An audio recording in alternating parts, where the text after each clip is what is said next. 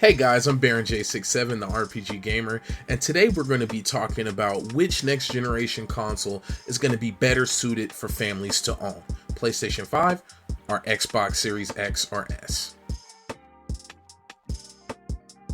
I create content with busy gamers in mind, for gamers who have the passion and the love for gaming but lack the free time. If this sounds like you, make sure to hit the subscribe button, and then also make sure to hit the little bell notification so you don't miss any future content. Now let's get straight to it. Xbox Series X and S will be releasing on November 10th, 2020. The PlayStation 5 disc and discless version will be releasing November 12th, 2020. Now, the price. Let's talk about the money, because that's a big thing, especially when it comes to families. Everybody's a pandemic, money and blah blah blah blah. So money is a huge thing. So price wise, so the Xbox Series X is gonna be $499. The Xbox Series S, or the digital only version, is gonna be $299. Now the PlayStation 5, the disc version is going to be $499, which is similar to the Series X. And then the PlayStation 5 digital only version, or the discless version, is going to be $399, which is $100 more than the Xbox Series S's digital version. Now the games. So the price of games has gone up if you have been used to buying games at $59.99. New generation of games are now going to be $69.99. So now they're going to be at a $70 price point. Also, so that's the same across the board. And then now moving on to some basic accessories that you're probably going to need, especially if you have more than one person who's going to be playing the game. If you need to buy controllers. So now with the Xbox controllers, it is going to be $59.99. Or $60, and then for the PlayStation 5 controllers, it is going to be $69.99. Now, overall, thinking about all these prices, when it comes to the price point, which one takes the cake, which one wins? So price-wise, the Xbox wins because the all-digital Series S, or the digital version, is $100 cheaper, and then the PlayStation controllers are the Xbox controllers are $10 cheaper than the PlayStation controllers. So, and then also, side note, something to remember is that with the Xbox Series X and Series S, you can use older generation, the generation before, controllers. So your Xbox One controllers, the Elite, you could use those controllers on the Xbox Series X and S, no problems. Now, with the PlayStation 5, the PlayStation 4 controllers cannot play PlayStation 5 controllers. So you're going to need to get the new PlayStation 5 controllers, which are once again $10 more than the Xbox Series X ones. Now moving on. So something you're going to need, especially if you would like to play online games, is you're going to need to pay for the online services. Now, each console has their own online service. So you have Xbox Live with Gold, or Xbox Live Gold, which is $9.99 a month, and then you have PlayStation Plus, which is $9.99 a month. So in that aspect, price-wise, that's where they match up. Now, where they start to differ is the quality of content you get on top of the online access. So both services offer free games that come monthly. So with Xbox Live, they're called Xbox Games with Gold, and they're usually mid-tier quality games. Sometimes you get a couple of gems. Now, this is my personal opinion, but I believe even overall rated, they're usually not the best games out there. Now, PlayStation Plus, on the other hand, you will get some gems. You had Fall Guys, you had NBA 2K20, Neo, Bloodborne at one point. It's a lot of big name games that are in PlayStation Plus. And so price point being exactly the same, I would say that the PlayStation actually wins when it comes to online multiplayer service, because you get a way better quality of free games. Now, one little side note to that is, I believe you have to constantly keep up your PlayStation Plus account in order to play those PlayStation Plus games. So now moving on to actual day one titles, because that's a big thing that people actually are worried about. Like, what games am I going to be able to play day one when I buy this console? If I do, if you as a family person buy this game day one, like, will my family be able to have games available? And just to start off, for the most part, yes, both consoles will have games available. Now, for the most part, PlayStation in this aspect wins because they do have more exclusive titles that are going to launch with the console.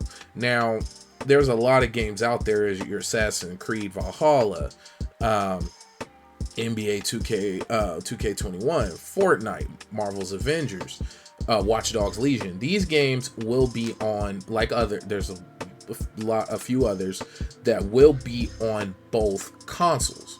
So you don't have to, worrying about the big name cross-platform titles. That's going to be on all of them. Now, PlayStation 5, and where it wins when it comes to day one games, is it has more exclusives such as Demon Souls, Spider-Man Miles Morales, Sackboy: A Big Adventure, Godfall, Bugsnax, Astro's Playroom. So these games, if you're looking for that exclusive experience that makes that console even more special when it comes to day one games, PlayStation for sure takes that. Okay, so now moving over to something that's not so new, but it seems to be the new wave when it comes to gaming.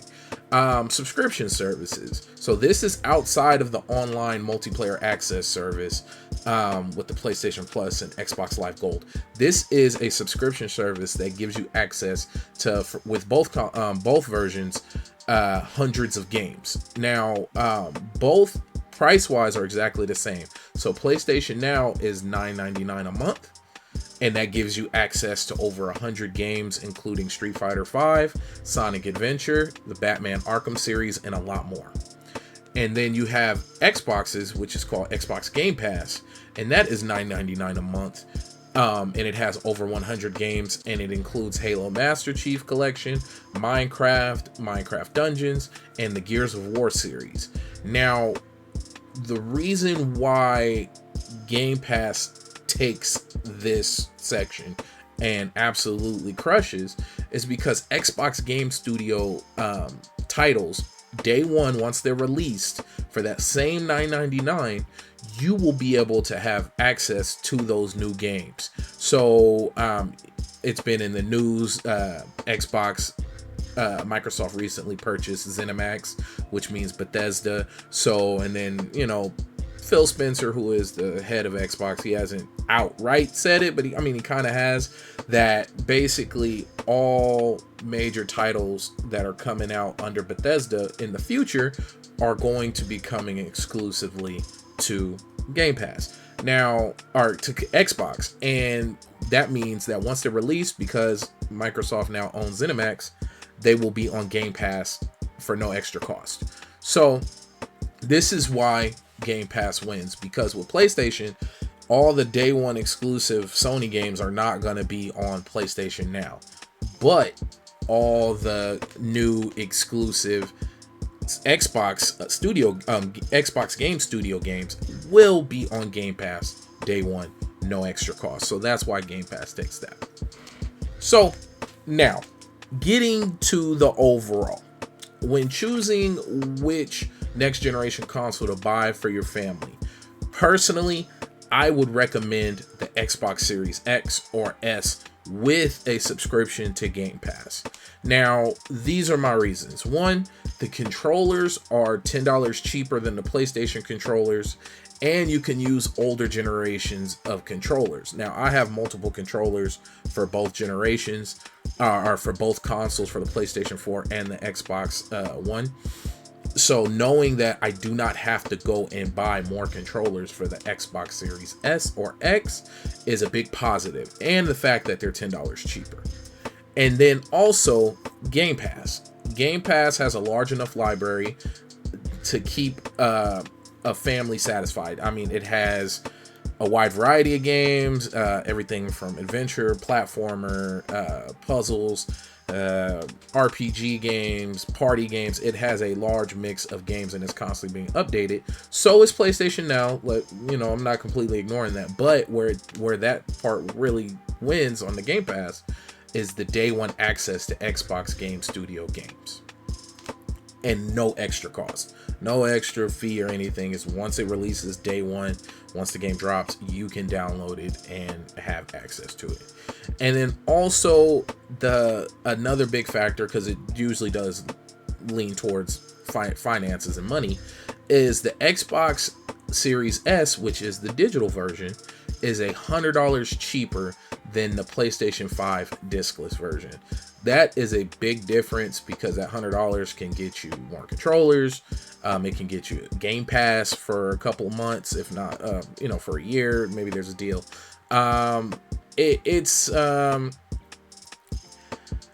overall, the Xbox would be the better for a family purchase. Now, of course, pick what you want. If you are heavy duty Sony, do what you got to do. Go get Sony. But for those who maybe you're new to buying a console, maybe you have a younger family, maybe this is your first time getting into gaming, I would highly recommend going with Xbox. Now, I'm not sponsored or paid by either one of them. I currently own an Xbox Series, Xbox One, and a PlayStation 4, and then I own a PC. So I play all of them, but going into the next generation, as somebody who also has kids and a family, if I was starting fresh, I would definitely pick up an Xbox Series X or a Series S. Price point and Game Pass.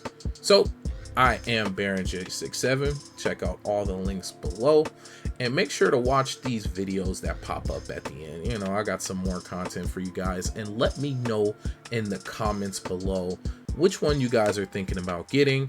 If there's a question that you wish I went, there's a section you wish I dove a little deeper into, or if you guys have any other questions or any recommendations for a different type of content. I am Baron J67. Once again, likes and ums. Much love. Peace.